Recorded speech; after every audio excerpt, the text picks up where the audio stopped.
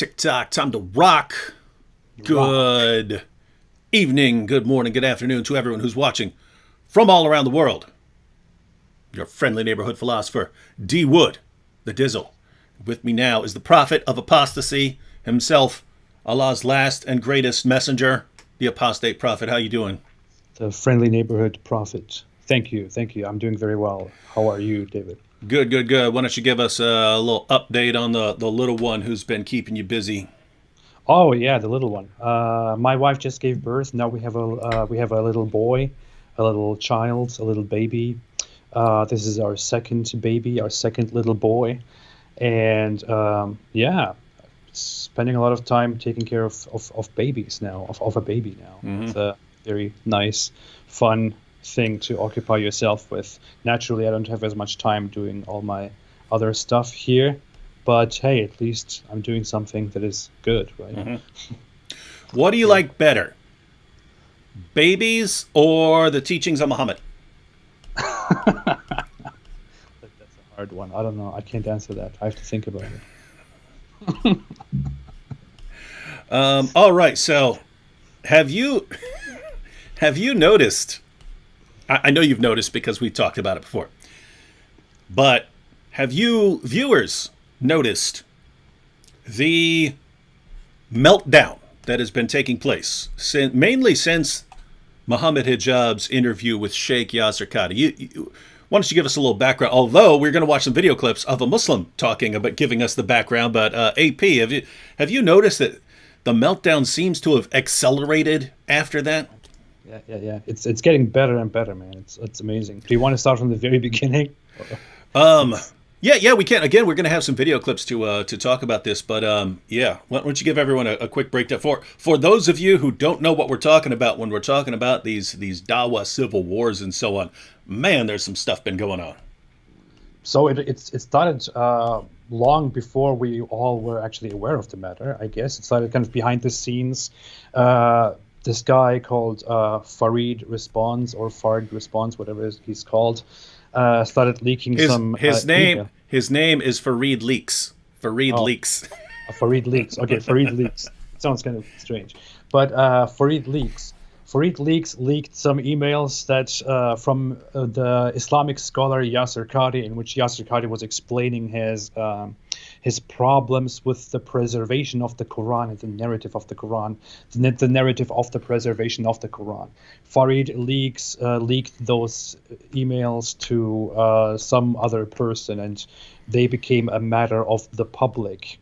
I don't know what happened in the meantime there, but this all led to Muhammad Hijab having an interview with Yasir Qadhi, and Muhammad Hijab asking Yasir Qadhi about the preservation of the Quran and the narrative of the preservation of the Quran. And Yasir Qadhi was first like, we shouldn't discuss these in public. This is very sensitive stuff. You know, the average Muslim should not hear these things. They will not be able to handle these things because this just contradicts everything that Muslims are taught from their childhood, that the Quran is one, it is preserved and this and that. And if you bring this complicated matter to the public, then people misunderstand that and people have doubts about their faith. We should not discuss this in public. But Muhammad Hijab kept pressing him, and eventually Yasir Qadhi did start talking about it, and he used these popular words and said that there are holes in the standard narrative of the preservation of the Quran.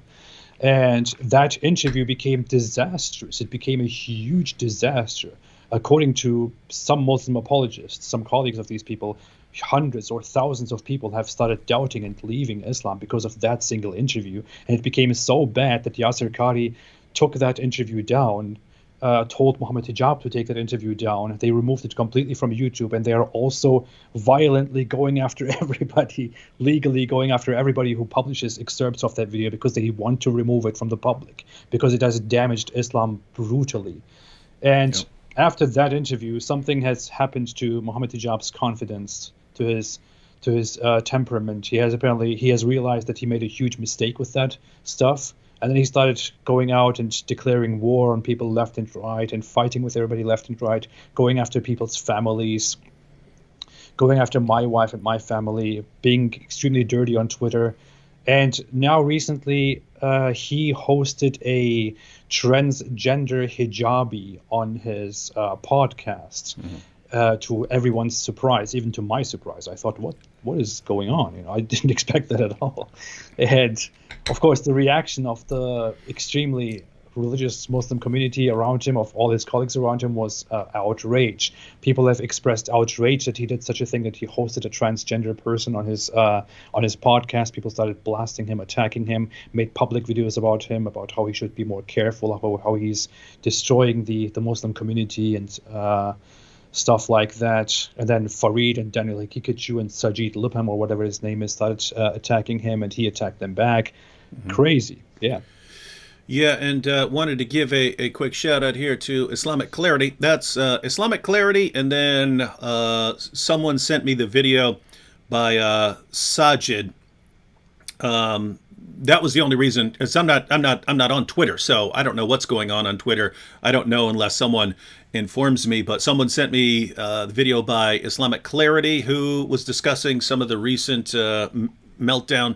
And then Sajid's video, which Sajid's video is actually good. Obviously, I'm going to disagree with him and stuff, but a lot of the points he makes are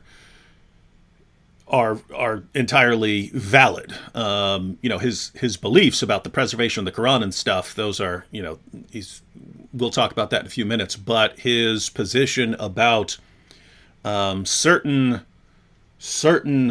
Dawagandists lacking wisdom. He's right on the money, but he actually gives a pretty good background, and so we're going to go through some of these clips, and we're going to discuss this ongoing meltdown. And so so you've had this mess brewing, and you could see it with Yasser Qadi, you can see it with Shabir Ali, that you have this younger generation of Muslims, and they're rising up against their scholars and their leaders, the leaders of the previous generation. And guys, do you remember me calling this like 80 times? Do you remember me calling this, AP? Yeah. Yeah. So here's what you have, and for those of you who who didn't see previous live streams when we talked about this kind of thing, here's the situation. For many decades, as far as Muslims doing debates or presentations and so on in the West, historically what you had would be Muslim organizations putting forward some representative of Islam. And this representative of Islam would be picked based on whatever would be most effective in that area. So if you were talking about the West, that's why people would put forward someone like Shabir Ali.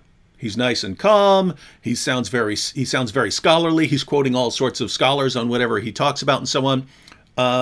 So they would put forward someone like Shabir. So what you had was Muslim organizations carefully choosing who's going to represent Islam in various parts of the world.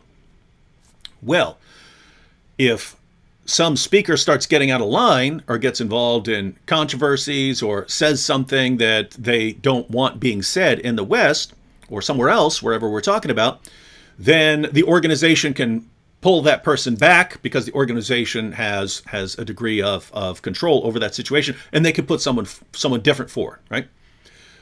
So what's happened more recently is a Muslim speaker, Muslim preacher, whoever, debater, can actually take a different route. He can just become popular on the internet. So due to the rise of the internet, someone can grow in popularity without having to go that traditional route of, being an approved speaker by some organization. He can just become popular directly, right, through the internet. And then that person can then go out and say whatever he wants because, his words aren't being checked and his reputation is not being carefully crafted by organizations.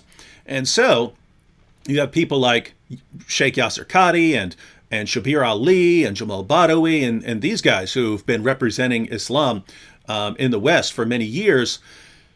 Now you've got this popular level of Muslim apologists. So Muhammad Hijab, Ali Dawah, all of these guys on the internet, the sort of up and coming guys like Farid Leaks and so on. you've got these guys, and they're just becoming popular with the Muslim population. Now, what I've been saying is these guys, since they lack the kind of wisdom, since they lack a kind of wisdom that the older, the previous generation had, and since they don't have the same level of accountability that the previous generation had, these guys are just going to go buck wild. Their popularity is going to go to their heads. They're going to end up doing really stupid stuff. They're going to become, several of them already are narcissists and egomaniacs. And then what you're going to have is you're going to have the older generation start trying to rein these guys in. And these guys, you're just mad at me because I'm so popular. You're jealous of my popularity, and that's why we will bring you down too. And they will start crushing each other. And the younger generation will win, and then they will all start destroying each other, throwing each other under the bus. So that's what I said exactly what happened, and that is all I've seen happening, especially since the infamous holes in the narrative interview with Mohammed Hijab. Anything to add before we go on to No, that's a good point.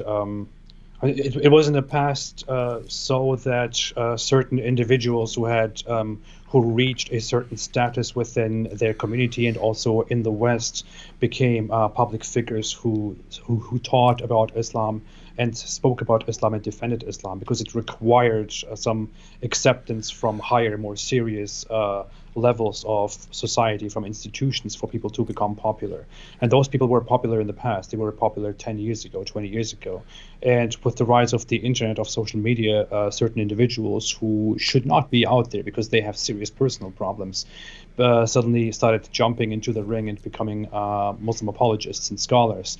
And some of these individuals were even hired by more serious institutes, by more serious Islamic institutes and Islamic schools, and then were kicked out or let go, or they distanced themselves from those organizations. I don't know, if you look at these people, we have currently in the popular, on stage, we currently have people like Mohammed Hijab, Ali Dawah, Daniel Hikikachu. These are all people that you would not have found among the known representatives of Islam 10 or 20 years ago. They became public by young Muslims or by Muslims in general without them going through a process of academic education. By Muslims making these people popular, they became popular. And when you look at these people, Ali Dawah is, I don't know, he's pretty embarrassing and pretty bad, and pretty bad for Islam in the way he treats people, in the way he talks about others, he acts, he talks about fellow Muslims, and so on. He makes implications of sexual assault and murder and all that stuff about people's families and people's babies even. I mean, that is stuff that he did. You would have never heard stuff like that from the known Islamic apologists and scholars 10 years ago. And Mohammed Hijab became popular through him, and he's even worse. He directly goes after people's families and, breaks from the traditional Islamic approach and does whatever he wants to do, while making so many blunders that cost Islam so much. And yeah, it's just hilarious to watch this. But what I think, though, is that this is the true face of Islam kind of coming forward, because now the average population elects their own representatives, their own scholars and apologists. And the most popular of them right now is Mohammed Hijab. And we all know what kind of a character Mohammed Hijab is. He's definitely not somebody who does Islam any favors when we look at Islam as outsiders. He definitely doesn't represent it as something good. And that person was made popular by the average Muslim, not by us. It says a lot about Islam. Yeah, and so that's a situation we're in right now that, if you, as you pointed out, if you went back really 10 or 15 years, you wouldn't find people saying this stuff, right? I mean, one of these hand-picked representatives of Islam sponsored by an organization, if you were to ask, if you were to stand up when they're speaking and say, hey, does Islam call for my death because I left Islam or because I criticize Islam or something like that? No! Of course there are extremist Muslims who would say that, but true Islam would never say that you should die. Anyway, the people that were killed, it was for a good reason. They were about to kill Muhammad. So when Muhammad said, when Muhammad said you have to kill these people for making fun of me, it's because yeah, they insulted him, but then they were about to kill him, and that's why you had they would just make something up like that. Whereas now they're just we're proud of that. We're proud of that. We'll kill you. Yo, yeah, you're gonna die, and you know what? We'll be watching. You know what I mean? They're announcing it, and Hakikachu he said it too. So. He's the worst. Yeah, so he's the worst. You know what's weird though? That dude's smart though. I mean, I only watched one video by him, but I was like, "Whoa, hey, this guy's sharp." Doesn't mean, to be clear, doesn't mean right? You could have a totally wrong position and still be very, very, very, very intelligent, and you could have the right position and be very, very, very stupid. But I'm only basing this on one video that I watched of him, but I watched one video, and I just remember thinking, given some of the positions that he's advocating, he's probably going to sound really, really dumb. But I was like, whoa, this guy. But yeah, he seems very well educated there. Oh, that is a thing. I mean, people. It's not like only stupid people believe in stupid things or wrong things. That's true. All smart people believe in smart things. There are many stupid people who believe in very good things, and many very smart people who believe in very dumb things, and that is something that we see here. August Pryor said, David, is Muhammad Hijab a sociopath?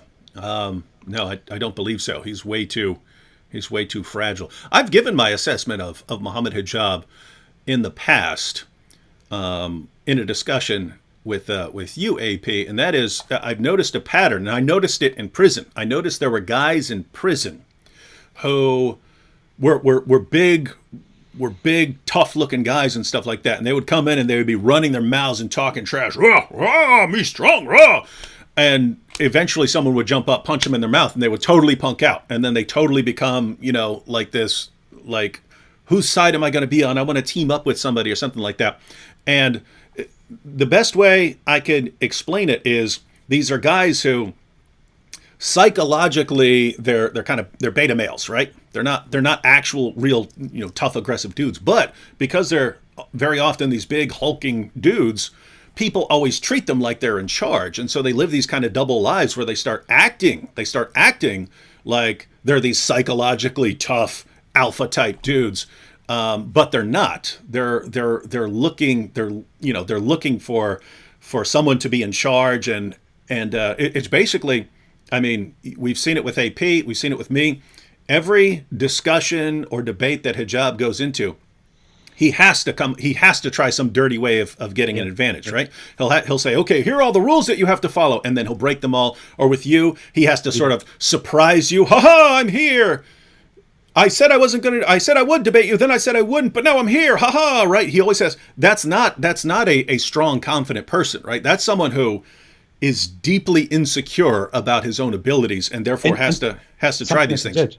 Something that he did there, just a quick note to add, don't forget where you are, but when he came in, what he did was to say this to me: don't be scared, don't be scared, don't be scared. That's what he said to me, Although I, challenged him to have this online debate for a month, he came in and said, don't be scared, don't be scared, don't be scared. And he immediately acted like he was this tough guy and people were scared of him. I was scared of him. Tried to apply try to project this dominant, this fear, and try to show this dominance over something which he clearly fled from for quite a while. So he is pretending, and he's wildly dishonest about his feelings and about his actual strength. Mm-hmm.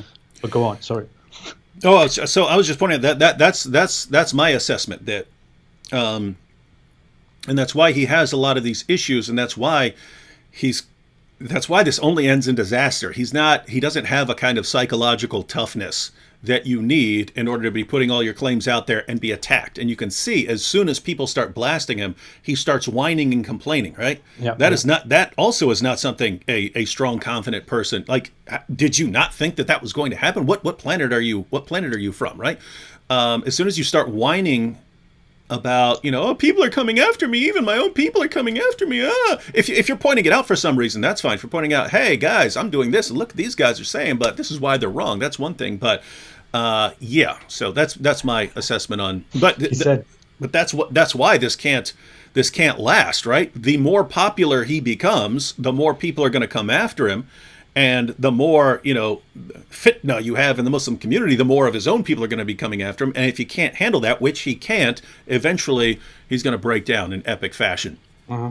He posted yesterday or the day before, whenever that was. He posted how hard it is to be a Muslim apologist, to be a Muslim missionary. So hard. Are you kidding me, man? He said, no one will employ you, non-Muslims will attack you, Muslims will attack you, this and that, this little whiny attitude. Like, are you kidding me, man? You are Mohammed Hijab. You are constantly telling people that they should stop crying, that you are strong, and this and that, and you want people to be executed and killed and exiled and whatever. And there you are. It is so hard to be a Muslim apologist, to be a Muslim missionary. Get out of here, man. And the stuff they whine about, oh, people are disagreeing with us, oh, people are doing that. Like, people threaten us with brutal murder all day, every day. And we do point it out, but I mean, it's not hurting me, right? I mean, it's kind of funny, and we've been going through this a lot longer and under far worse circumstances than hijab. I mean, think about that, right? There's a guy who shot to popularity. Yeah. He's got this entire massive base of fans, and anytime anyone disagrees with him, you see how everyone's coming at me. Oh, I don't know what to do. Anyway, so sad. Allah's message here said, debate halal Homer. Guys, I don't know what planet some of you guys live on, but we've been practically begging Muslims to come on here and to have some debates. I have said it before. I have made the challenge to debate every single one of these non-Muslim apologists. I've said I'm ready to do it. Let's do it in front of an audience, in front of a moderator. Let's do a timed debate. And although they all bragged about how they were to destroy me and destroy you and destroy us and destroy everybody, they are all suddenly quiet. I don't know what's going on. I'm not bragging. I'm just saying, hey, let's have that debate if you're so loud about it. But no. Yeah, and we I mean, especially when Sam and I would be doing topics, we would invite all of them on. We would say, all of you can come on here and have this discussion on this topic. That's how confident we are. They won't go near it. So Allah's message here, if you want to see some of this. Oh, also, after Anthony's recent debates with Shabir Ali, I had Anthony on we just went live a little after the debates, but I had Anthony on there and I said, for people who don't think that Shabir did a good job, do you agree to take on any of these other guys who think they could do better? He said yes. So that's Anthony Rogers, just debated whether the Bible teaches the Trinity and whether Islamic monotheism is pure. He agreed, and what's amazing is we'll still have people, well, why are you guys just here talking and not debating? Guys, that's not on our end. That's not on our end. So I would, by the way, love to have a debate, a very normal, proper, respectful debate with Shabir Ali. I think it would be very interesting. I would love to do that. So if this ever reaches him, please, let's do it. And no disrespect, no mockery, nothing, just completely respectful. And let's see. By the way, I wanted to say something about Mohammed Hijab, since people asked about his psychology. Now, I am by no means qualified to make a diagnosis or anything. I'm studying psychology. I'm privately, constantly reading about it. I've been interested in it for quite a long time now. I do believe that he has a personality disorder. Oh, I do too. I don't think it's sociopathy. Yeah, I don't think it's antisocial personality. I think he probably. I said I'm not making a diagnosis here. I'm in no such position. I'm not making a claim and saying this is true. But as far as I see it so far, it looks like he has a narcissistic personality disorder. To me, that's what it looks like. And on top of that, he also has an addictive personality. He can hardly stay calm. He probably has a lot of personal private problems that he deals with, which he lets out in form of frustration and anger against society, against others. Others then have to endure the frustrations that he himself has in private against the people in his surroundings or himself. But there definitely is a lot of stuff that is going on. Yeah, and he should take care of that before trying to save the world and trying to convert the world. Chief Priest here said Muhammad Hijab's popularity and mistakes is a blessing from God to expose Islam. Now, obviously, AP can't grant that it's a blessing from God, but I know lots of Christians who think the same thing. Like, oh my, how the Lord is delivering all of you into our hands, you speakers and debaters. All these stunts that you guys have been pulling, and then you guys are the ones who have a meltdown over everything.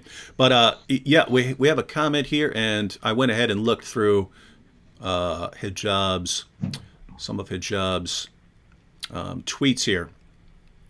And let's see, up here at the top. It's so hard to be a public Dawah personality. Hijab said, if you want to be a public Dawah personality, this is what you should expect. 1. Become unemployable. 2. Become a target for non-Muslims. 3. Become a target for many Muslims who don't agree with you. 4. Strain your family life. 5. Be in physical threat. So hard, man. Makes me feel bad for him. But that comment about being unemployable, that's the reason I went ahead and looked it up, because Tiara said, if any UK employer checked up on Muhammad Hijab's social media, that's why Muhammad Hijab would find himself virtually unemployable. Has he been told to find a new job by the Dawah High Hijins? Yeah, so that is the situation. If you have someone who just can't control his behavior and does really, really dumb things, then yeah, that's why these guys are going to have some trouble keeping him in check. But Hijab, we know you're watching, Hijab. You can't not watch. You're a narcissist, right? Let me go ahead and break this down for you, Hijab. Don't listen to them. Muhammad Hijab, don't be sad. So can you read this? Do I have to Yeah. put it the other way around here? No, you're good. No, we saw it. What did you do? Okay. Yeah. Okay. No, Whatever. we're good. Yeah. This is just my little piece of solidarity. Just don't be sad, Muhammad Hijab. You're not alone. Yeah, I want to tell you, Muhammad Hijab, you've become massively popular in a very, very short amount of time. You do not need to listen to anyone. You do you, man. You do you, because there are obviously a lot of people out there who want to see what you're doing. So don't listen to them, dude. Don't listen to them. Right? You don't need to worry about employment. You don't need to worry about working for an organization. If you get enough people cheering you on, they'll support you to go out and attack everyone. So don't listen to them, man. You do you. Same with you, Ali Dawah. You guys just keep rocking it. I'll be your cheerleader. All right. Now, before we get into these video clips, since we were talking about Shabir Ali earlier and Anthony Rogers, I just wanted to point this out because we're going to be focusing on this most recent meltdown here, because that's what the video clips we wanted to go through are about. You'll see this is from a Muslim. But I want to point out that this is happening all over the place. It's happening all over the place. So right after Shabir Ali's debates with Anthony Rogers, and keep in mind, if you were to pick someone to represent Islam on the topics that were addressed, whether the Bible teaches the Trinity and whether Islamic monotheism is pure, I cannot think of anyone better than Shabir Ali. Shabir Ali got crushed so bad in those debates that his own people started throwing him under the bus instantly. So let's check this out here. This is from Ijaz Ahmed, who said, help a brother out. Which debates of Ali's within the last 5 years would you say he's won? I don't recall any that he has won, to be honest. Now, why is this relevant?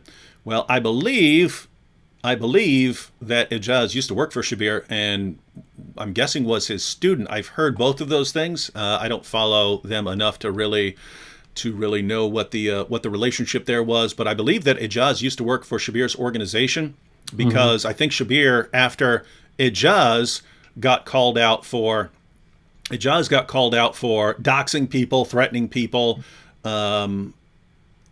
Because of that Shabir put out a thing saying that Ijaz doesn't work here anymore. So it looks like Ijaz was one of Shabir's students and actually worked for him, no longer does. And then as soon as Shabir has some poor debate performances, this guy just openly on social media, Shabir, I can't think of a single debate that Shabir has won in the past 5 years.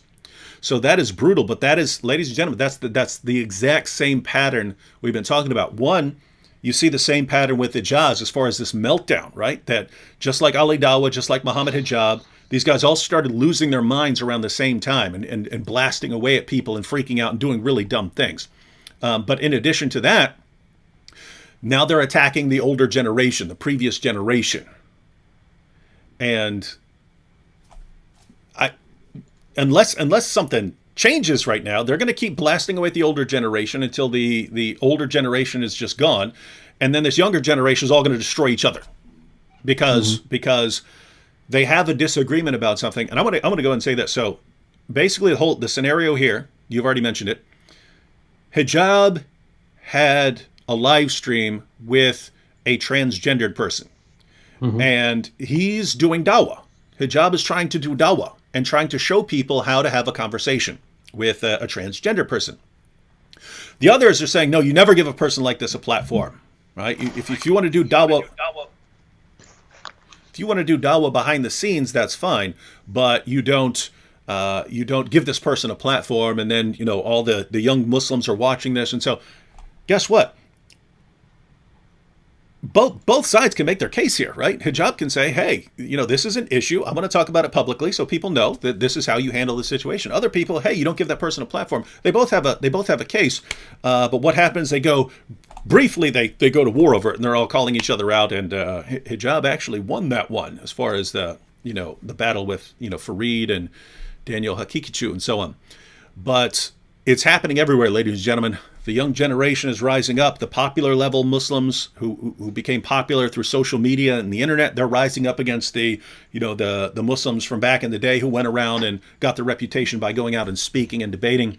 And these are exactly the kind of guys who will turn on each other, because even if there's room for disagreement. So I'm pointing that out because there's room for disagreement there. Someone could say, Hijab, I wouldn't have done that, but I see why you did that. That's the point you can make. Instead, they'll just start publicly blasting each other. And I don't know about you, AP, but I don't think that's the last time that's going to happen. It's going to happen over and over again. It's going to happen just because we're dealing with Islam. I mean, it is bound to happen. It is bound to happen with these people. When you see that most of or all of the representatives of Islam that you see in public are basically people who constantly who are always attacking other people personally, and who can never have a proper conversation with anybody, and who then also immediately start attacking each other. Then this just shows how Islam generally works. This explains why Islam in its history was always at war with itself, and it will always be this way. These are not the select people. These are now the average people. This is now the mainstream Muslim guy from the street rising and becoming an apologist, and that average guy is sadly somebody who has a lot of hate and a lot of anger, a lot of frustration within him, and they will constantly keep fighting each other. I also knew that this would happen, and this is not the end. Worse will probably happen. They will start going after each other pretty badly. I mean, just I bet you will show the tweets of Mohammed Hijab, but just because of the little criticism that he received from Fareed and from Daniel Haqiqatjou, he made a series of tweets in which he called out Fareed as a dishonest person who damages Islam, and he called out Daniel Haqiqatjou as a dishonest person who works with deviants and with potential terrorists and stuff like that. And afterward, they came together and said, "Hey, I apologize. Let's be good," and all that. But you see that there is something underneath their collaboration, their alliance that they clearly have against each other. They they work together because they are Muslim apologists, because they are Muslim Dawah people, but deep down they are ready to attack each other and to insult each other. And yeah, that's how it is. But we shouldn't forget, though, although they are ready to attack each other, they still share the same ideals of. So don't worry about that. They still share the same ideals of Islam dominating the world and oppressing every single one of us and killing me and all that stuff. But yeah, there is something going on between them. Yeah, and you brought up an important point there. What you're seeing right now, that they're all attacking outwards. They're all going after the unbelievers. Just to be clear, we're not talking about all Muslims. We're talking about the Dawah teams and the speakers and the apologists and people like that. These guys are all blasting away at everyone else, but then they'll also blast each other. And as you put, that pattern has been in Islam since that first generation, right? That Muhammad is going out and he's expanding and conquering Arabia and so on. What happened? I mean, Aisha, the mother of the faithful, marched an army out against Ali, the commander of the faithful. They started slaughtering each other over disagreements, right? They immediately started breaking into sects and then killing each other over disagreements and so on. And so it's a situation where you can't really say, hey guys, just stop all the fighting and disagreement. What are you talking about? Muhammad called the first generation the best generation, and the first generation almost annihilated itself with violence. So what you can say is, hey guys, we need to focus our disagreements and attacks on either on the unbelievers or on sects of Islam that are clearly on a different path and stuff, but we're all Salafis here, or we're all this or that, so we need to be nice to each other. And so, and yeah, as you pointed out, I do have that tweet here before we get into some video clips. But Fareed and Daniel Hakikachu started pointing out, hey, this is not a good idea giving someone who's transgendered a platform. And Hijab responded to Fareed, which he's taken down now that they're all best buddies again. Question for Fareed. Who was the person who leaked the emails of the private group to Abdul Rahman Hassan? Was this halal or haram? And are you willing to make a video denouncing the person who did this? And of course, Muhammad Hijab knows Fareed is the one who did this. So he's saying, will you denounce the person who leaked the emails when Fareed's the one who leaked the emails? That's why everyone calls him Fareed Leaks, right? But I mean, think about this, because this is why Fareed, it seems like this is why Daniel and Fareed backed down, right? Hijab, they blasted Hijab as if he's going to back down. And instead it's, wait a minute, I can blast you guys for all the stupid stuff you've done here. And then they're like, oh, okay, well, this is just going to destroy all of us together because we've all done really, really stupid stuff. We're all about to start blasting each other. And man, okay, let's be buddies again. Let's be buddies again. So rough situation, man. But I mean, think about this. It's Fareed, you leaked Qadi's emails to people. And that, of course, led to the infamous holes in the narrative interview, which is what has destroyed the confidence of countless Muslims in the Quran.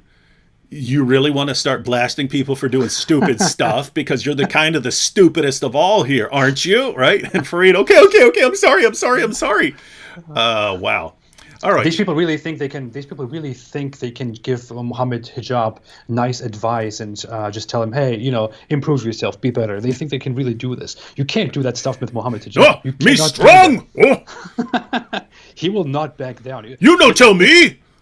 If this guy told them, hey, you guys, you're right, I'm so sorry, they wouldn't have apologized for being public. They would have said, well, thank you for accepting your faults. We can all be better. And they would have, they would have taken it as a victory, as for granted that they can now tell Muhammad Hijab how to act and how to correct himself. But that's not what Muhammad Hijab is. He can never back down. He needs to always counter, be strong, show that he is he has the upper hand, and he can destroy you, he can blast you. And even if it went forever, he would counter them until he explodes. He won't back down. You can't do that stuff with that guy. He's too arrogant, too stubborn, too dishonest. Look at this, and this is crazy because it's still going. How many times do we have to answer this? Look at this. Darkness to Noor here says Ijaz is live right now. Go debate him. He is inviting Christians, guys. I don't even know what it is. I'll say it 1,000 times. Sam Shamoun spent months challenging people on 3 topics. They seem like topics that every Muslim would want to take up. Then Anthony Rogers just agreed, yes, I will take on any of your apologists on these topics. All anyone here has to do is contact and say, hey, I'm ready to take on Anthony Rogers. I'm willing to take on David Wood on this topic. I'm willing to take on Sam Shamoun on this topic. I'm willing to take on the apostate prophet on that topic. I'll make it happen. No problem. What I don't understand is how we invite people on. We say, hey guys, we'll even do an entire week on this series. Everyone can come on. Everyone can come on and join us. Nothing but crickets chirping. And then as soon as we start going live on other topics, then it's, what? Why are you running? Oh, why aren't you facing them? My goodness, dudes. This is pathetic. All right, let's go ahead and check out some video clips. Okay. All right, so this is from Sajid, who seems like he seems to have more wisdom than some other people that we're discussing here. All right, ready? Extremely hateful individual, though. I have no idea what's wrong with him. But yeah, at least, yeah. Okay, Hey, that's something you and Hijab agree on, because that's what Hijab said, something like that. All right, here we go. Yeah. You know, the first thing that really just, to me, crossed a line was his first interview with Yasser Qadhi. I mean, if you're familiar with my channel and some of my older videos, I've been very critical of Yasser Qadhi. I personally think that he has said things, he's made certain stances so clear that his foundational understanding and perspective of Islam is incorrect. That whenever somebody of knowledge, somebody who's a student of knowledge or somebody who's involved in Dawah, for them to give him a platform, for them to try to cover for him or try to excuse some of the completely blatant statements of misguidance that he has spewed, I find that to be extremely problematic, to say the least. All right, now so he sort of sets up the topic right there and points out that his first problem was with Hijab giving someone a platform, giving Yasser Qadhi a platform. And so that's actually a nice lead-in, because that's going to be his ongoing problem with Hijab, is that Hijab keeps giving people platforms that he doesn't think, he doesn't think these people should be getting platforms from popular Muslims. But you kind of see here the same thing, that you have this younger generation rising up against the older generation. And wow, this is just going to be a kind of ongoing problem here, that the younger generation's going up against the older generation to get them out of the way, and no idea where this is going to end. I do want to say, though, now, AP, you say Hijab doesn't like Sajid here. We could look at some tweets. Hijab definitely doesn't like Sajid. You say he comes across as angry. I don't know him. I have no ill will towards Sajid here, and I really have no dislike for him, because I kind of like people until they do something slimy, right? And then that's when I stop liking them, or I want to go after them and something like that. But yeah, I'm not familiar with Sajid. This clip, he sounds pretty reasonable. If he is actually a really angry dude or something like that, that's a different story. What do you guys think? Do you guys in the chat, you guys follow Sajid, because he seemed pretty reasonable in this clip?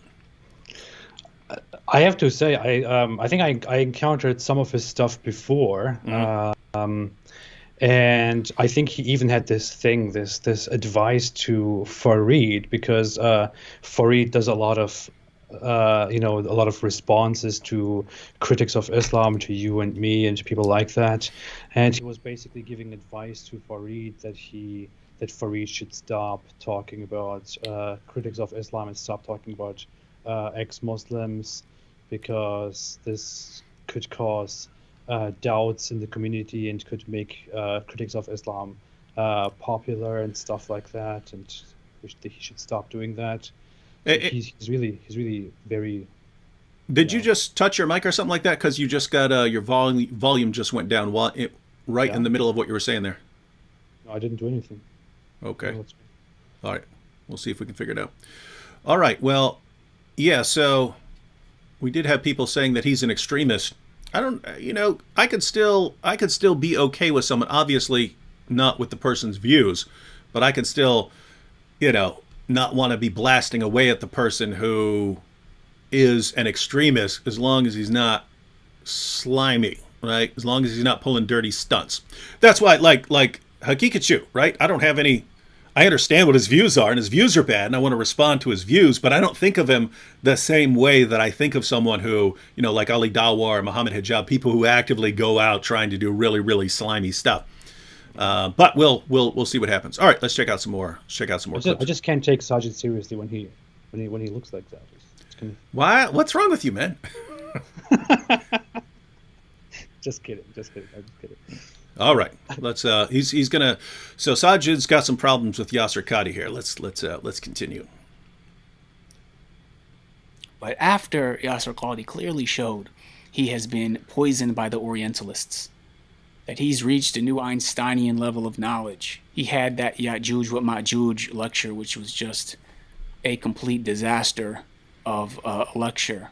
And then Muhammad Hijab had him on and praised him and gave him a platform and tried to be sympathetic towards these things and excusing these things that Yasser Qadi's propagating. So to me, that was clearly like, oh, no, subhanAllah, what is going on here? So again, Hijab gave Yasser Qadi a platform when you shouldn't be giving Yasser Qadi a platform, because his views are not correct. And I'm assuming Sajid here would say that, it's different if you were debating or refuting him, but Muhammad Hijab is more along the lines of interviewing and showing respect towards Qadi or something like that. See, that's what I don't get, APs, right? Like you're an atheist, I'm a Christian.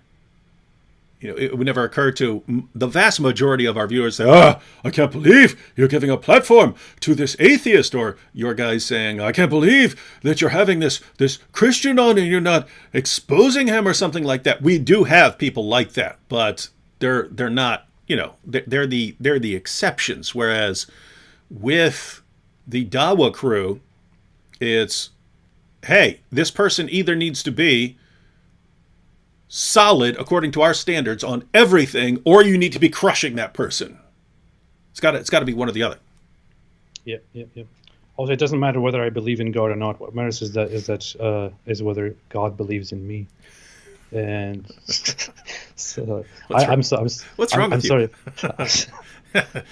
I'm sorry for always being such a clown on your show. I know this is a serious environment. This is a serious show.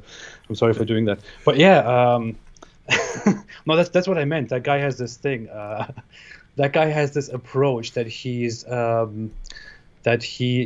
extremely strict in the way he wants his Islamist colleagues, his Islamist friends to be very strict on whom they host and whom they don't host and what they talk about and don't talk about.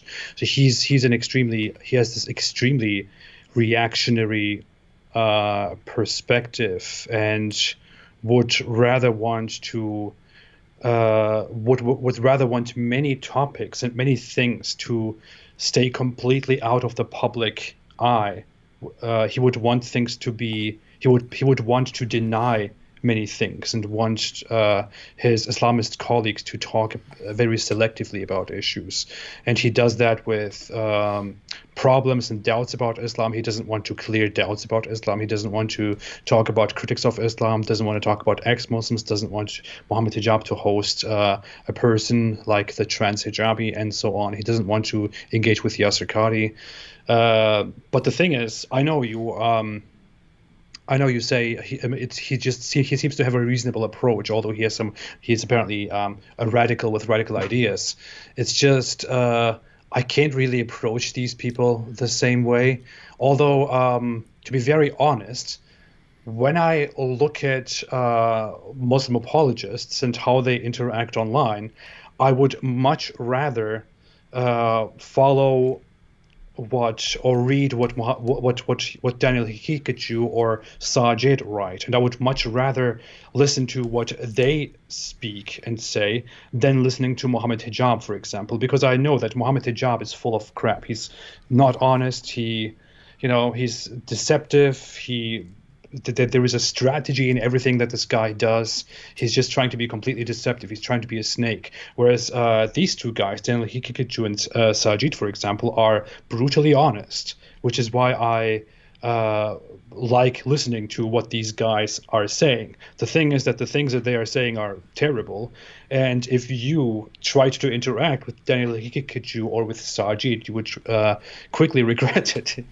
They are much worse. They are not as deceptive, but they are much worse in their thoughts about you and me and about all of us, non-Muslims and ex-Muslims. Yeah, well, yeah. So, and that's kind of why I can get along with people even whose views I disagree with a lot.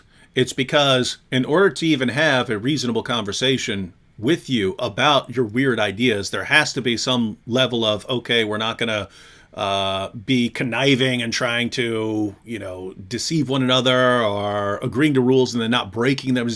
It's if you're like that, then you can't even. We can't even have the conversation. It's just I have to just try to expose you or something like that, and that's kind of what I'm getting at here. I can imagine again.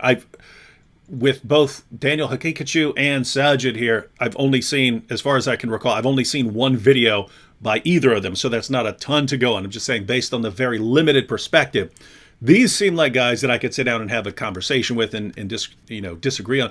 Whereas there are other people that I can't even trust. You might be able to sit down and have a conversation, but you're gonna have to take some precautions because you just don't trust these guys at all. So that's kind of the issue. All right, we have earlier. Dimitri Forrest said, "David, what about Menge?" I think that's when we were talking about people who want to debate. Yeah, I'd be a little nervous about Menge, not because of his debate skills. I don't think he has any, but you don't want to start putting dudes like that on your channel, right? And then, he gets busted for child pornography again, and then, hey, he's on David's channel, all right? So yeah, that can be a problem. Oh, here you have it.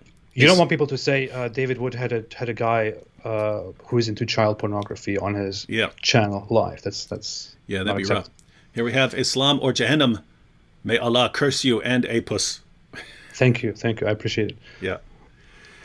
And may the risen. It is, by the way, it is Mufti Apus. Please. Yeah, get it right. That.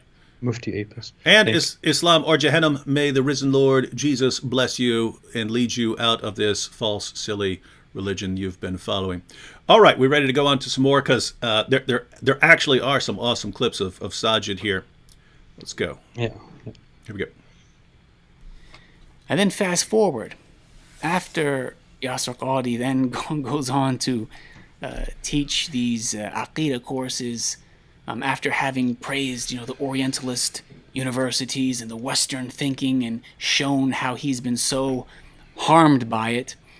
And he's teaching these classes with Orientalist texts on advanced Aqidah with no prerequisites, teaching books from Kufar. Like, it's amazing. Then Muhammad Hijab has him on again. And this has to be probably the most damaging podcast, I think, to date in regards to the Durat and the destruction it caused. Did you catch that? Let me go back there. Probably the most damaging podcast, I think, to date in regards to the Durat and the destruction it caused. Oh, hang on. I got to go back. I got to make a separate video on this. This is Sajid calling Muhammad Hijab's interview with Yasser Qadi the most damaging podcast to date. Period. Right? Let me get that part again. Then Muhammad Hijab has him on again, and this has to be probably the most damaging podcast, I think, to date in regards to the Durat and the destruction it caused. The most damaging podcast to date in terms of Dawah and the destruction it has caused. No wonder Hijab's mad at this dude. Let's clarify what he's talking about. Yeah. He's talking about the interview in which Mohammed Hijab and Yasser Qadi talked, and Yasser Qadi basically explained that there are problems in the standard narrative of the preservation of the Quran. This caused shock waves among Muslims and non-Muslims alike, and has caused a lot of damage, a lot of harm to Islam. People are leaving Islam because of that interview. People are doubting Islam because of that interview. Everyone was in shock for quite a while, and they still are. But you know what's funny?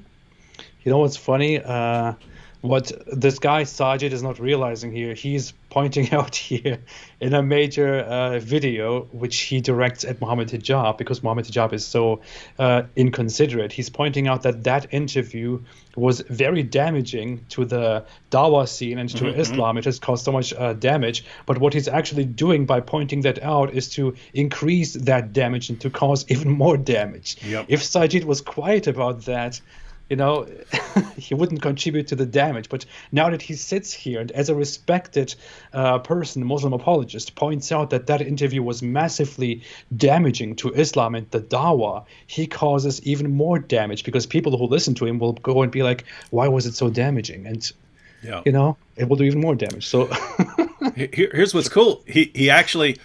You haven't seen these videos, right, AP? You haven't seen this video that I'm going through, right? No, I haven't. Well, it's actually good because he's about to break it down. Whoa. Good. He's about to break it down, why it's so damaging. And let's go ahead and, I'm not sure if it's in this clip or the next clip, but we'll go ahead and burn through these here some. All right. Somebody said, Fred Sanford said, are there any clips of Sajid skateboarding? Is he a skateboarder? Is that what he is? I don't know. People are pointing out that he looks like a skater. Oh, okay. Yeah. All right, here we go. And it just really goes to show that when you have a platform and you're reaching potentially hundreds of thousands of people, it's really a big deal who you give a platform to, what you talk about, what information you put out there. Because Yasser Qadi came on this time, and subhanAllah, if people couldn't tell from his clear language about his usul being messed up, we've just seen him progress and just expose himself. But then he goes on to Mohammed Hijab's platform and starts giving the preservation of the Quran question. Like, I'm speechless. Yeah, and for those of you who haven't seen that, Qadi was extremely careful. He was extremely careful. He didn't want to talk about it. Mohammed Hijab made him, and that's why we love you, Mohammed Hijab. We love you for pushing him into that.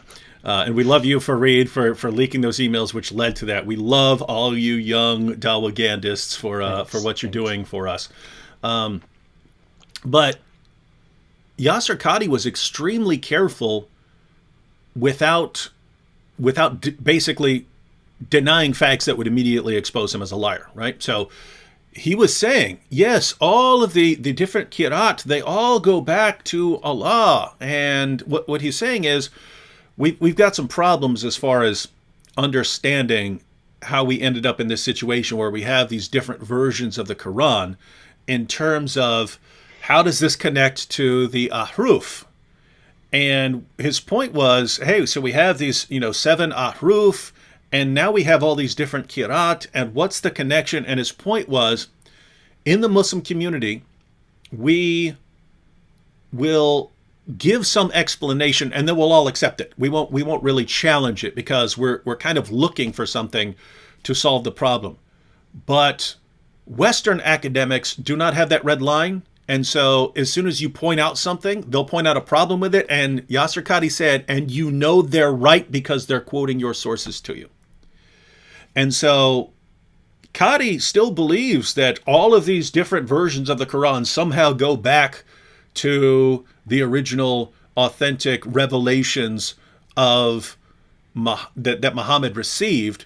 He's just pointing out that Qadi's position seems to be we haven't figured it out yet. We haven't come up with the solution to account for this, because as soon as we offer one, yeah, we all pat each other on the back in the Muslim community and say, "Yep, that's great." But the Western academics will just say, "Nope, you're wrong. That doesn't make sense because of this." And he said, "We're right.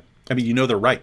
So notice it wasn't, "Oh, the Quran's been corrupted" or anything like this. The point is, for people like Sajid, that was still too far, right? These guys seem to want one Quran perfectly preserved right down to the letter, no difference anywhere in the entire manuscript history of the Quran. If you say anything other than that, you've been corrupted by the Orientalists, right?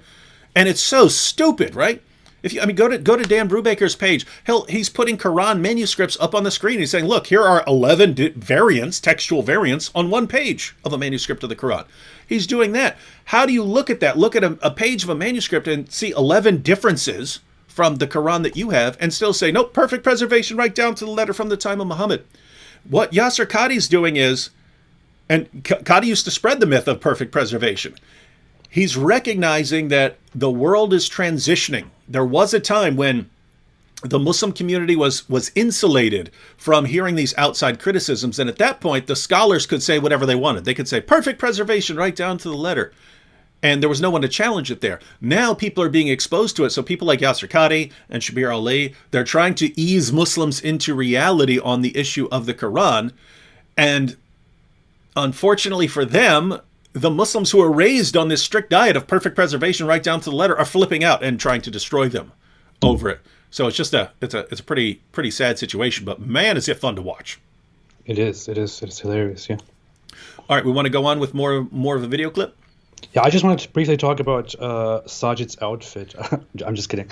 Go on. Yeah, now I see lots of people going after Sajid's. It's funny. I can't even think of what he's wearing because I wasn't paying any attention to it until you guys started saying it. But now I'll actually pay attention. In this next clip, I'll pay attention to I'm actually what he's kidding. wearing. I know. I actually find it nice that a Muslim apologist appears this way. I actually find it quite nice. I'm just joking. He's still not as cool as Mufti Abu Layth. Okay, yeah. All right, here we go. I mean, not only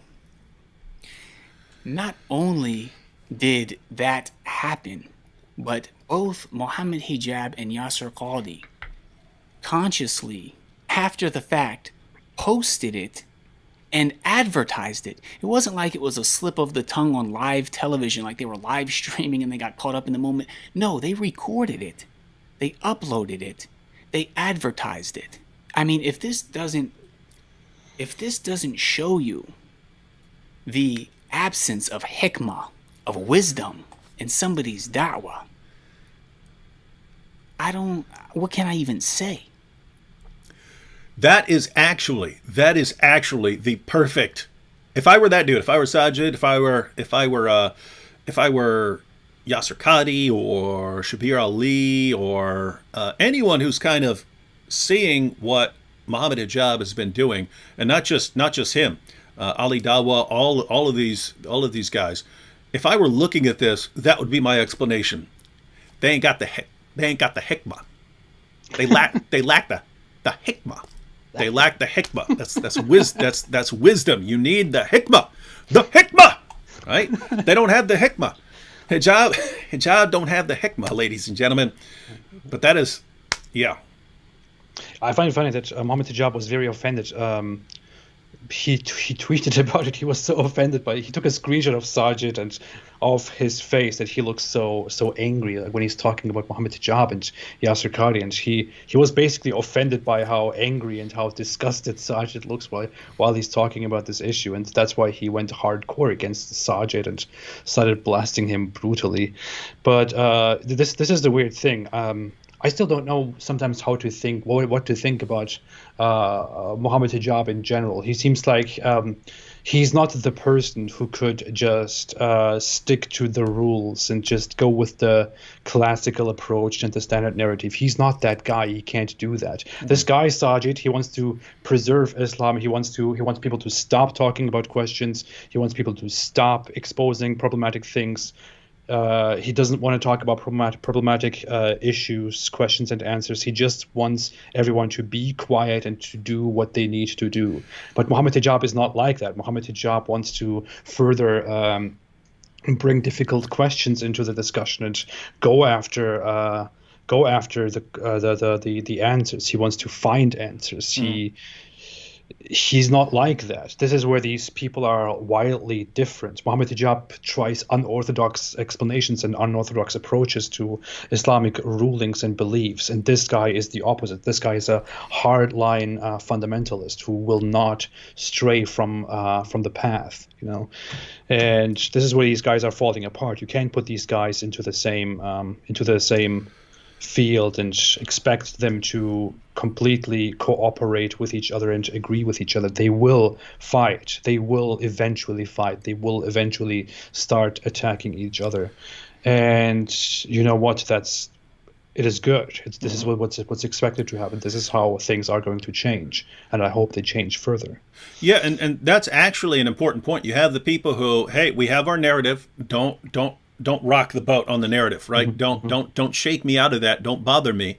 And we're about to see this in the clip. We're about to see this. We're about to see him go into a little more detail about why he has such a problem with that interview. But hey, I'm really comfortable believing these things about my book, and you're shaking me out of this.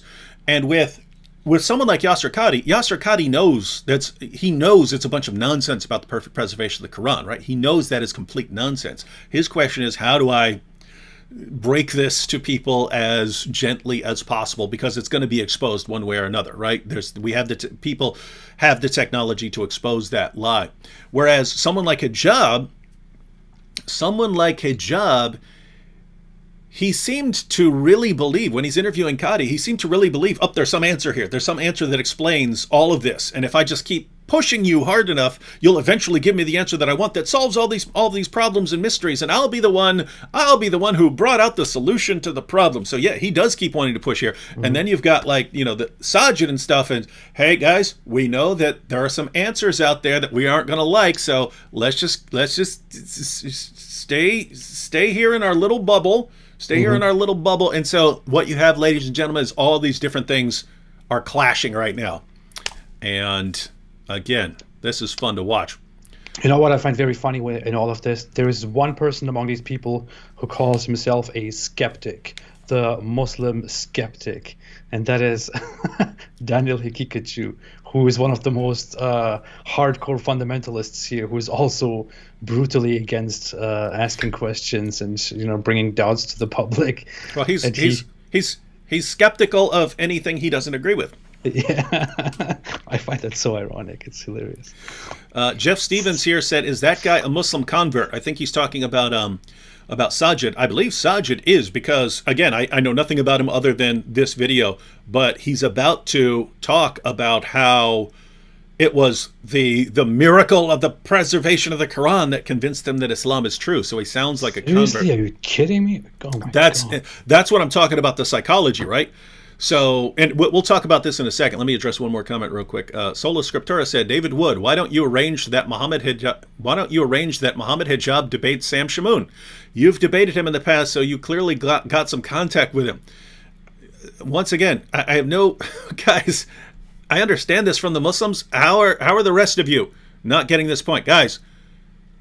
If Mohammed Hijab would agree, he could debate Sam tomorrow night on this channel. He could debate Sam Monday. He could debate Sam on Tuesday. They could do a third debate on Wednesday. They could do a fourth debate on Thursday. They could do a fifth debate on Friday. And then Hijab could debate Anthony Rogers on Saturday and on Sunday. That is not on us. You need to be going to these other guys and saying, hey, they've already agreed to debate. Where are you guys at? So it's getting kind of old going through this. My debate challenge.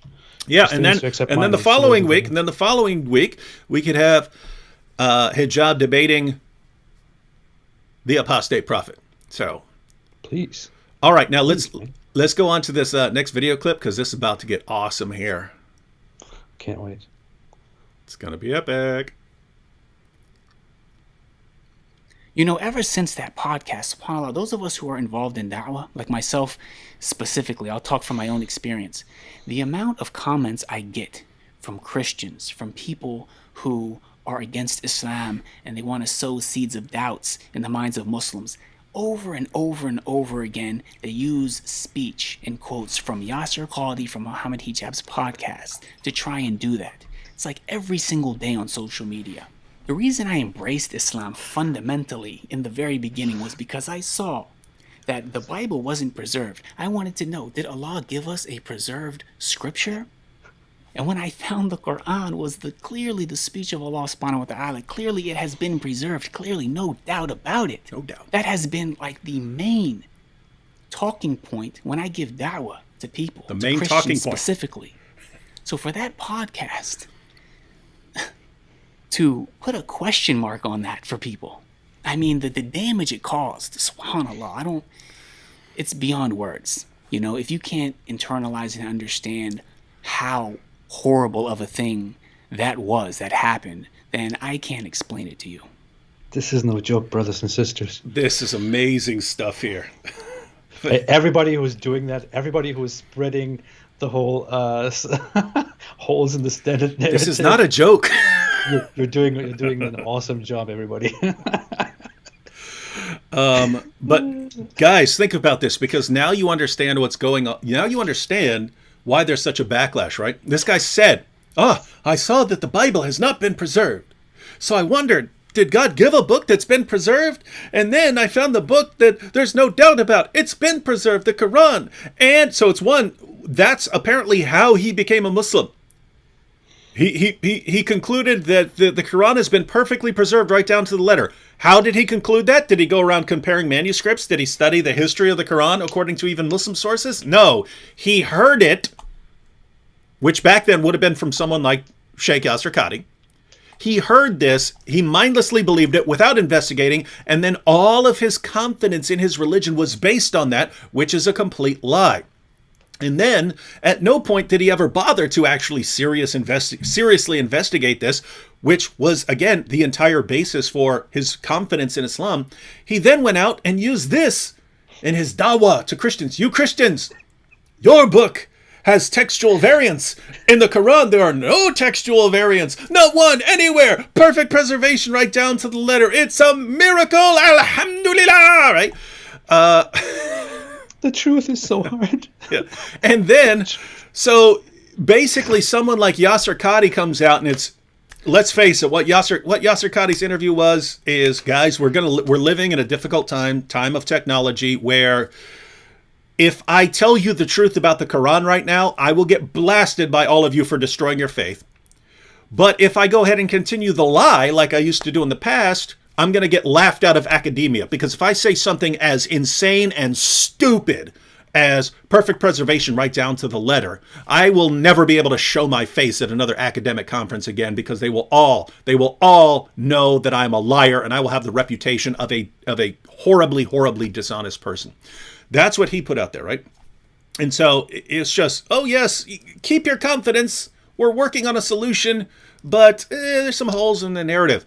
And then he can't take it, right? This would destroy my faith. This would destroy my faith. And what's the solution?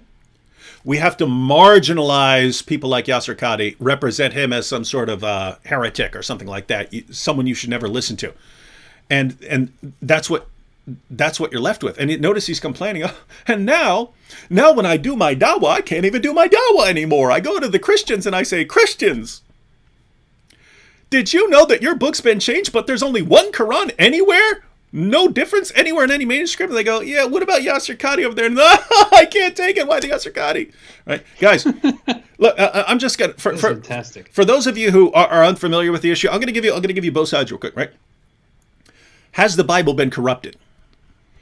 That depends on what you mean by corruption, right? If you mean textual variants, yes, there are tons of textual variants in the manuscript tradition of the Bible. Guess what? It's always this. Anytime you have human beings copying large books by hand, you're going to get textual variants. The vast majority of things that can't even be translated, right? They're like spelling differences and things like that, where the word John, for instance, in Greek can be spelled with one N or two N's. Well, guess what? You'll find a bunch of manuscripts that spell John with one N, and you'll find a bunch of manuscripts that spell John with two N's. Those are textual variants. Those count as differences, right? You have a couple of instances where it's actually a significant passage. That's the longer ending of the Gospel of Mark and the woman caught in adultery. Other than that, they're small things. Some of them do affect translation, but what you never ever have is something that would undermine a Christian doctrine, right? So what you have is exactly what you would expect if you have a book being copied thousands of times by human beings. You end up, the more manuscripts you have, the more textual variants you have, right? So that's the situation. You have that. That's one thing you could point out. And you could also point out that during the time of canonization, when they're establishing what are the books of the New Testament, there were some disagreements about some of the smaller books like 2nd and 3rd John and so on, right? And that's because those weren't circulated in the same way that like the Gospel of Matthew and Gospel of Mark and those circulated widely. Some of those smaller letters were directed towards a certain area, and they kind of remained in that area. And so once you're getting to the point in history where, hey, we're gonna talk about what are the books of the New Testament, some people in other areas are like, wait a minute, we don't use that book. And so you had those kinds of disagreements. So those are the things you can say honestly. You have lots of textual variants, differences in the manuscripts.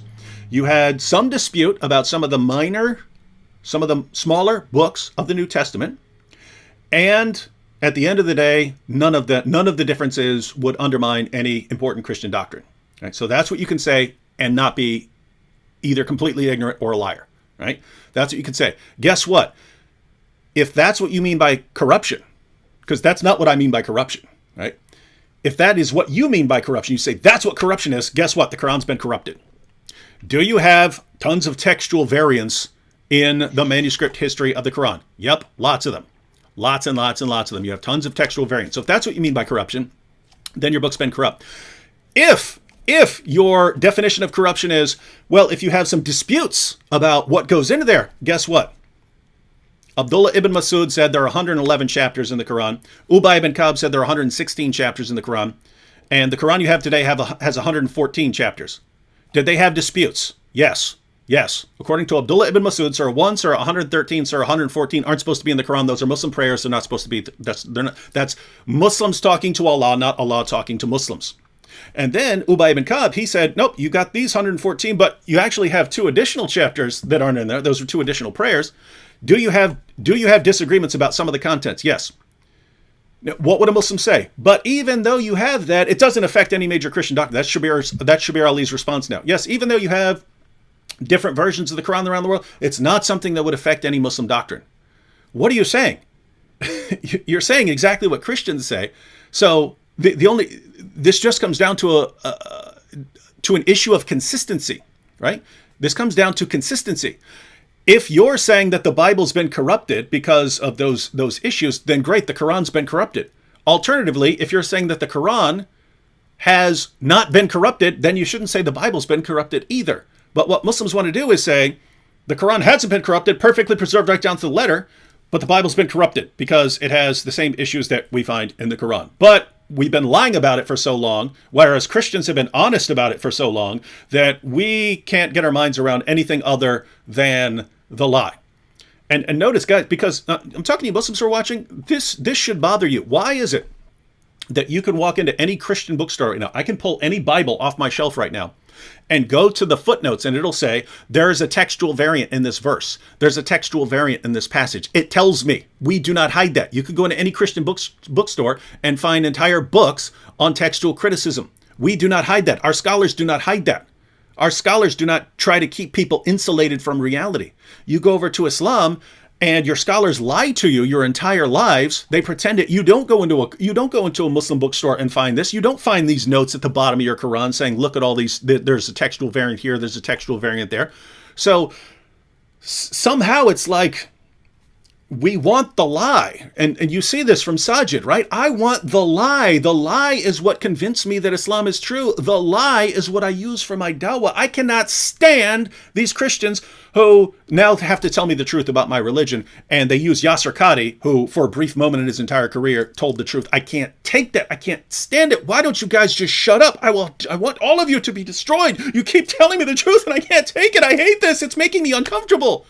Dude, Sajid, Sajid, dude, if your confidence in Islam is based on the amazing preservation of the Quran, I go to your sources and I read about entire chapters coming up missing. You can check it out. Sahih Muslim 2286. Abu Musa talks about 2 entire chapters of the Quran coming up missing. Aisha said that more than 100 verses came up missing just from Surah 33. Ubay ibn Ka'b said it was even more. He said it was over 200 verses that came up missing. Aisha talks about verses being eaten by a sheep. You can go to the different Qira'at and see differences even in the Qurans you have today. What possible basis could you have for believing the Quran's been perfectly preserved? The only way you could even defend a stupid, idiotic claim like that would be to have the original and to have all the manuscripts and to show all of the manuscripts ever line up perfectly with that original. That's the only way you could maintain perfect preservation. But you can't do that because that's not true. I mean, even you would have to know that's not true, right? So what do you mean by perfect preservation? What in the world do you mean? It's not based on any evidence. In fact, it contradicts and flies in the face of every shred of evidence we have. And this is the basis of your religion?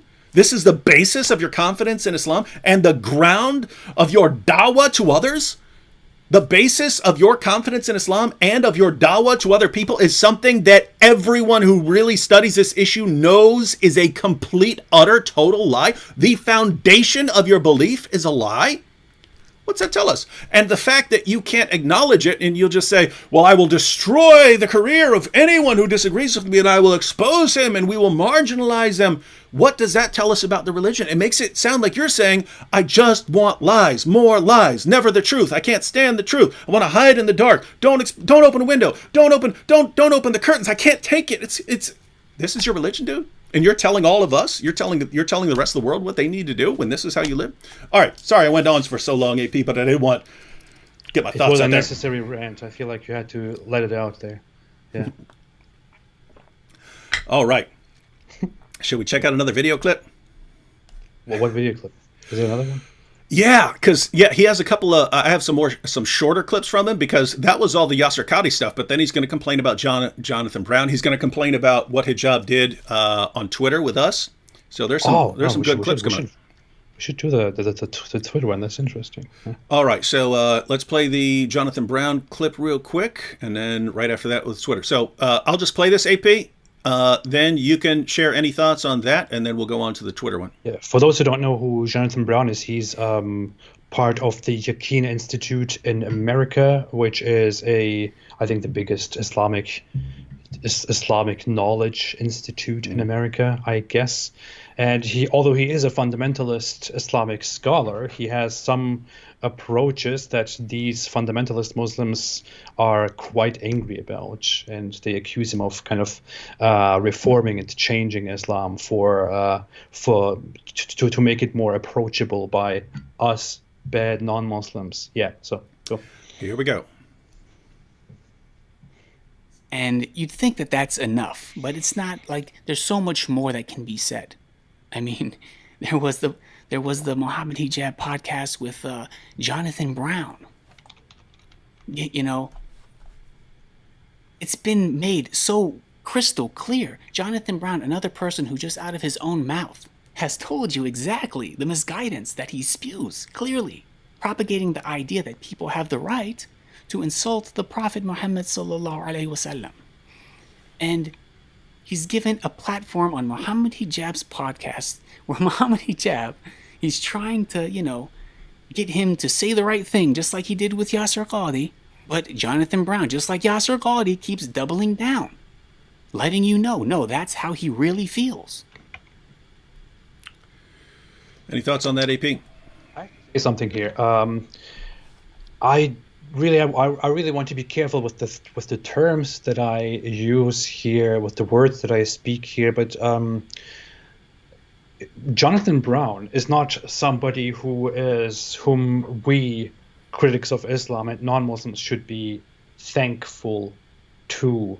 He is not somebody who is changing Islam or reforming Islam or sugarcoating and making Islam better. He is somebody who has a strategy, who goes a different way to go to the same end goal, which is to impose Islam and to live in an Islamic world where Islam is, in the most brutally authoritarian way, imposed on the rest of us. The issue is that Jonathan Brown is a Muslim apologist, a Muslim scholar who wants to make Islam as sweet as possible and as innocent as possible to the public on our way to Islamic, domination and majority. He does still believe that we should in the future live in a state where people cannot insult Muhammad, where people cannot leave Islam and criticize Islam, where people cannot do all these things that Sajid also thinks people should not do. But he sugarcoats Islam on its way to get there just because he needs to, because he's in America and he sees that people don't like Islam because of how authoritarian and hateful and awful Islam is. He wants to make Islam sweeter, more accessible to the average American, to the average Western person. And that is what Sajid is angry about, because people like Sajid and Daniel Kikachu, for example, they want to be brutally honest about Islam. They want you to say what is truth about Islam. If Islam says we kill those who leave Islam, if Islam says those who insult Muhammad will be punished, then they want to say that. They want that to be spoken honestly and directly. They do not at all appreciate the approach that Jonathan Brown has, who tries to trick us all and lie to us all in order to eventually get to the same result. So that is actually what is going on here. What's going on here is not that these people have a different understanding of Islam. These people just have different methods and different approaches that Sajid is angry about. I do have one clip of Jonathan Brown that was one of my favorite clips of all time. He was speaking somewhere in the UK, and he was talking about Muhammad and so on. And this was back when Muslims had really bought into the myth that Aisha was much older. And so he's speaking, and then a Muslim apologist in the audience goes, one of the criticisms we get is, that Aisha was only 9 years old, but what do you think about the other sources which say she was older? And Jonathan Brown goes, what sources? And then he immediately just shot down some of the claims that are used. So I did like that. But we have had a bunch of people, Tatiana and Fred Sanford here, point out, why is this dude whispering? Right? I mean, he's in his room. It's like, is he trying not to disturb someone in the next room or something? Because he just talks like this the entire time. And I mean, come on, what's wrong with you, Muhammad Hijab? What's wrong? Gosh, come on, dude, what's happening here? I should start making videos like that. Man. We gotta be careful. It's funny. All right, so that's the Jonathan Brown, and now we'll have talk a little bit more about hijab here and what happened on Twitter. And then there was also this, I don't know what happened. It was a couple of days on Twitter, posting ex-Muslims' wives and acting like a stand-up comedian and insulting them to the point where David Wood does some video where he's eating a page from the Mus'haf, from the Quran, and all types of craziness. I mean, it's like, how many times does somebody have to show you they lack hikmah with their da'wah? That is the question for all the Muslims here. How many times does someone need to show you that he lacks hikmah in his da'wah, right? Because notice he's been building a case here. It's, hey, look at this. He had Yasser Qadhi in there and destroyed all of our confidence in the Quran. And then it was Jonathan Brown, and now everyone thinks that it's okay to mock Muhammad and that people don't need to go on a killing spree over this stuff. And then he's got dudes eating the Quran. And we could even expand on that with him and Ali Dawah. He even had AP ripping up the Quran. And then there was this frenzy of ripping up the Quran. Why did all that start? Guys, I would not have done that if hijab had not started blasting away at people's wives. I'd had Surah 6, verse 108 of the Quran in my pocket for a long time. I knew there would be a situation where this would arise, that if someone is hurling insults and abuse, you can actually put them in check by saying, okay, well, if you do this, then I'm going to do this to your book. I knew that. But if the situation had never risen, I never would have had to pull Surah 6, verse 108 out of my pocket. And so it's like, dude, where's your hikmah, man? Where's your hijab? Where's your hikmah? Where's your hikmah, bro? Where's your hikmah, man? It is funny. I just wanted to say something. I forgot what was on my mind, but yeah, it feels kind of nice. Like I feel this sense of sympathy that this guy Sajid is seemingly reprimanding Mohammed Hijab because he went on social media to harass us and our wives, including me and my wife. He made sexual assault implications about my wife, dehumanized her, did many such things, and made excuses for those, and called all those who called him out on that weaklings and whatever it is. And Sajid is here and is like, and he's pointing out how that is crazy, and Mohammed Hijab should know better, and he should be advised better, and how often will he do these crazy things that damage Islam. And it's nice to see that. It's nice that this guy is telling Mohammed Hijab to be reasonable. But the issue that I have here all the time while listening to this guy, on the one hand, I'm thinking, hey, someone asked what is hikmah. Hikmah is wisdom. On the one hand, it is true, this guy seems like the reasonable guy, and this guy seems like he's telling Mohammed Hijab to calm down and to approach things reasonably and to, act more maturely and appropriately. But on the other hand, he's only doing that because he's sad that Mohammed Hijab is causing damage to Islam and to the Muslim community and to the Muslim to the Muslim Dawah movements. He's not he's not concerned for all the hearts that Mohammed Hijab breaks and for all the bad stuff that he does. No, don't mistake this issue. So don't build sympathy for this guy Sajid because he does that. This guy Sajid would be one of the first ones who would want me to be decapitated or executed under an Islamic State for what I am doing, and he would also want to punish David Wood, and he has made that quite clear before in how much he stands with Daniel Hikikiju and all that. So it's weird.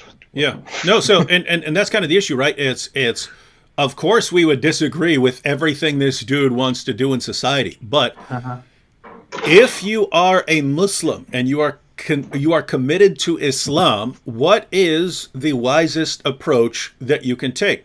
Well, it ain't going after AP's wife, right? That is not, because that's just going to cause a backlash against your religion. Ali Dawah should not be running around saying, we're going to kill you. Even if you want to, you have to be wise.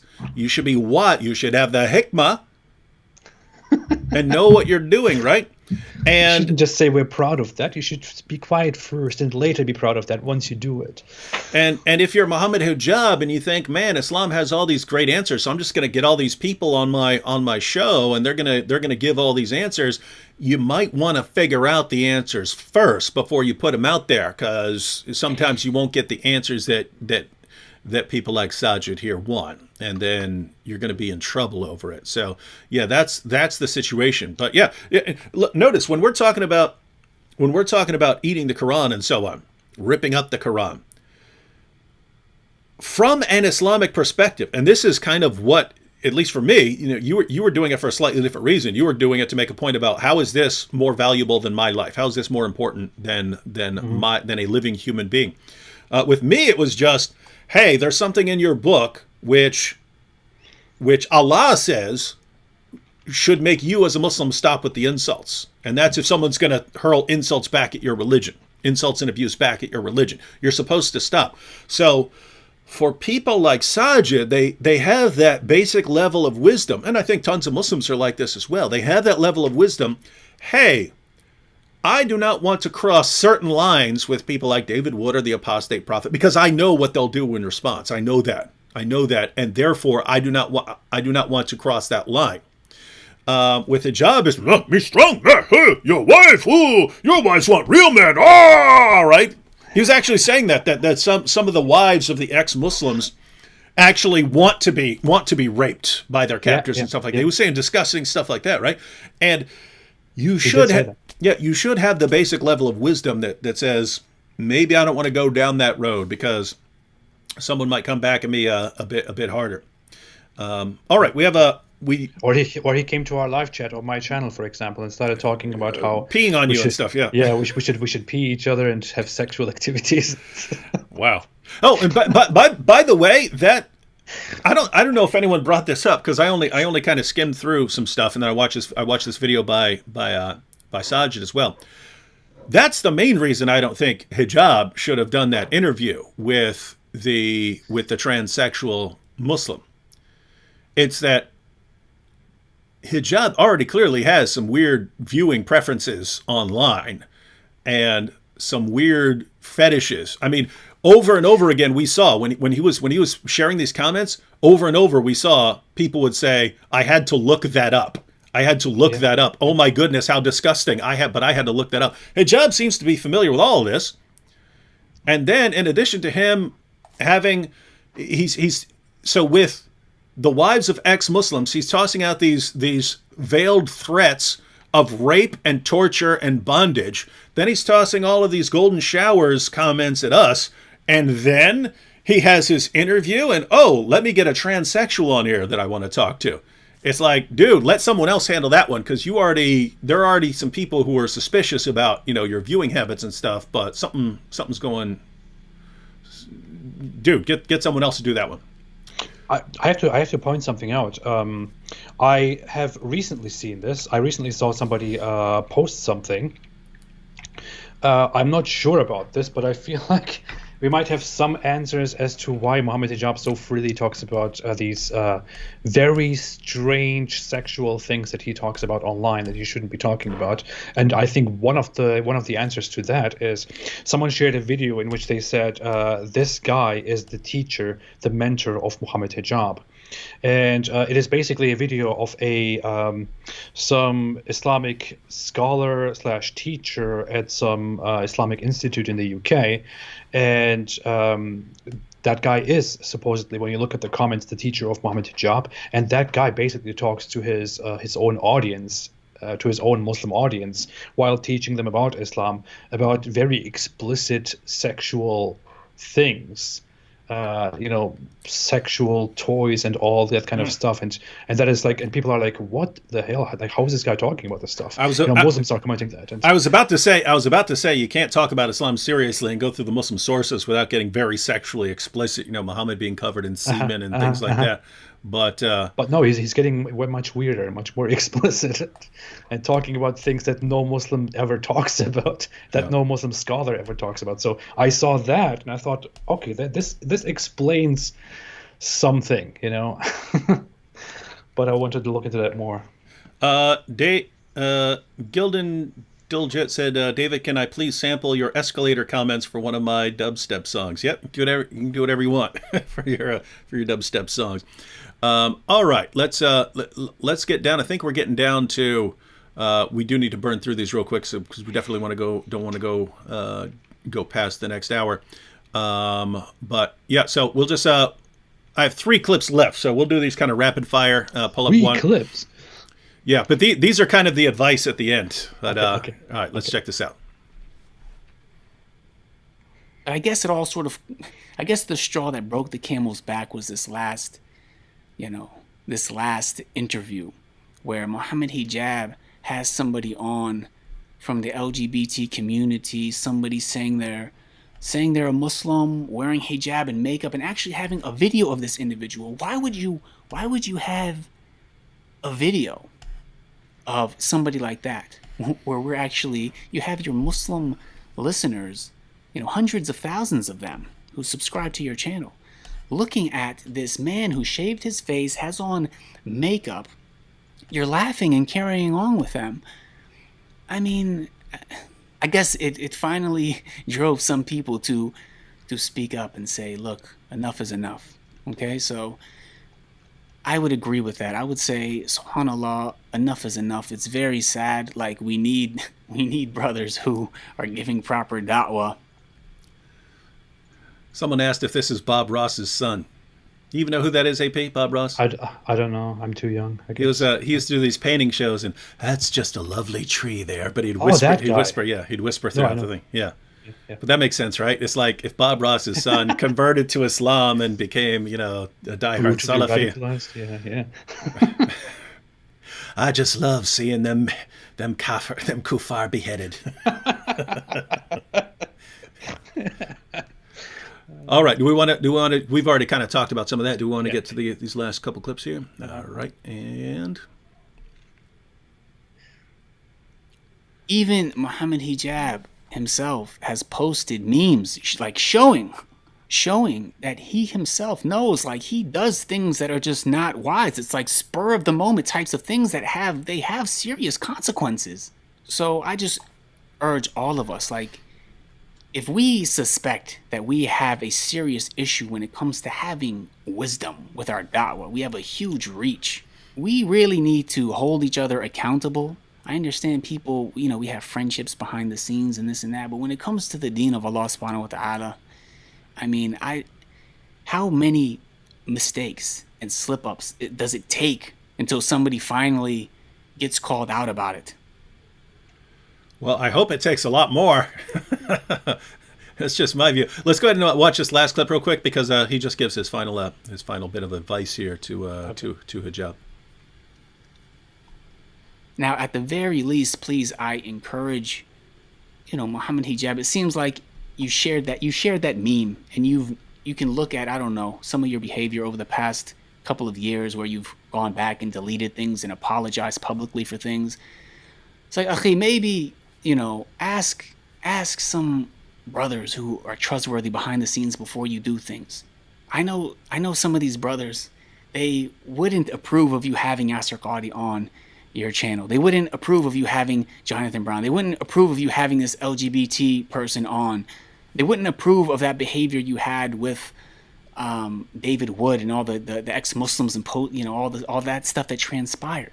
Akhi, please, for the love of Allah subhanahu wa ta'ala, for the sake of the ummah and all the fitna that gets caused through people like you and I who make these public videos, who have a following, like it really matters what we do. Subhanahu wa ta'ala. Yeah. Now, if I were Sajid there, and I wanted Muhammad Hijab to have some hikmah, but he doesn't, and so you want to come up with some replacement hikmah, right? Because guess what, ladies and gentlemen, you either have the hikmah or you don't. If you don't have the hikmah, then you need to be under the authority of some other Muslims who have the hikmah, right? The hikmah, right?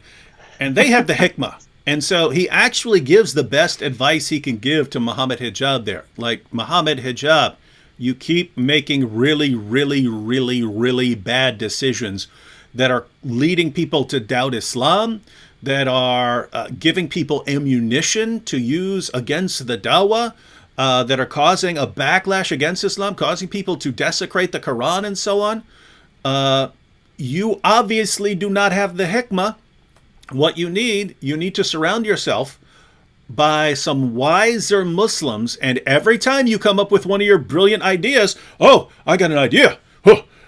Me tell him golden showers. This me no good idea. Oh, golden. How me spell this, right? Before you do that, dude, you need to ask someone. You need to ask some wiser people around you. You agree? Golden shower coming good? Make me strong? Oh, make strong? No, dude, don't do that. Don't do that, right? So notice this is some people are very impulsive. They do whatever pops into their head and so on. And you either need to get some sort of self-regulation, or if you can't do that, you just need to surround yourself by some wiser people. So that's what Sajid is saying. But I will respond to Sajid and say to Muhammad Hijab, do not listen to him, Hijab. You do you, buddy. Don't listen to them. You're strong, dude. You're strong. They're all weak. They're all jealous of you. They're jealous of your popularity. So you keep doing what you're doing. Get Get anyone you want on your podcast, on your show. Who are these people that say they don't have anywhere near your followers? Why are they telling you, the great Muhammad Hijab, what to do? Don't listen to them, dude. You just keep doing your dawah the way you do it. And, you know what's funny? And we'll be watching. We'll be watching. What is funny is that I think one of the first things that Muhammad Hijab was trying to point out in response to Sajid's video was that that he makes a public video which will probably get thousands of views because he mentioned Muhammad Hijab's name in the title, and he was directly trying to imply that Sajid was also doing this for publicity and for views. I can get it up here. Yeah, and he was doing this, and the shaitan, the Satan, would find a way to Sajid's heart in more than just one way, which implies that Sajid is doing this for the publicity, to be recognized as a public figure alongside Muhammad, egoism, views, and all that stuff. And many of Muhammad Hijab's fans also then asserted that Sajid only made this public video to get popularity and to get views over Muhammad Hijab, which is very funny. Do you want to read the tweet quickly? Where is that? Yeah, I got it here. It says, matter of fact, let's go back just slightly because these kind of tie it together well. But so notice at the top here we have, if you want to be we read this earlier, but watch how it ties into the one right below that. If you want to be a public dawah personality, this is what you should expect. 1, become unemployable because of your tweets. 2, become a target for non-Muslims because of your tweets. 3, become a target for many Muslims who don't agree with you because you keep destroying Islam. 4, strain your family life, and 5, be in physical threat. Yeah. If only we knew what that felt like, AB. All right. So then right before that we had, why do people seek popularity when even a little bit of it causes so much pain and distress in life? You're constantly reminded of your mistakes and become a target for both friends and foes. It's so hard. I'm about to. If I could cry, I'd be crying right now for him, man. It's sad.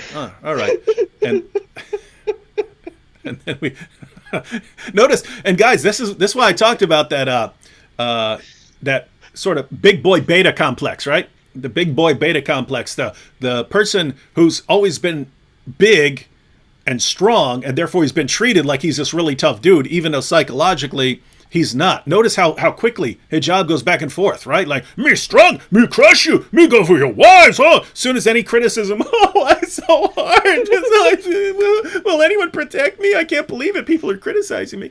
All right. So Muhammad Hijab here said, right there in the middle, brother, if you feel you have advice to give me. Sorry, go ahead. So this is his reply to Sajid. Okay. Brother, if you feel you have advice to give me, you could take my number from Fareed or Daniel and give it to me personally. Making a video with my name on it, which will get many thousands of views, may give the shaitan an entrance into your heart in more ways than one. So maybe, Sajid, maybe it's you who lacks the hikmah. You don't have the hikmah. You ain't got the hikmah. Oh, hey, dude. Hey, you guys are talking about mixing up songs, man. You need to mix up some. You don't have the hikmah, because that's the way to go. The hikmah. All right. Yeah. Go ahead and continue. Just wanted to read that since you referred to it. Go ahead. Oh yeah. So I wanted to say something about this. Yeah. Okay. Sorry.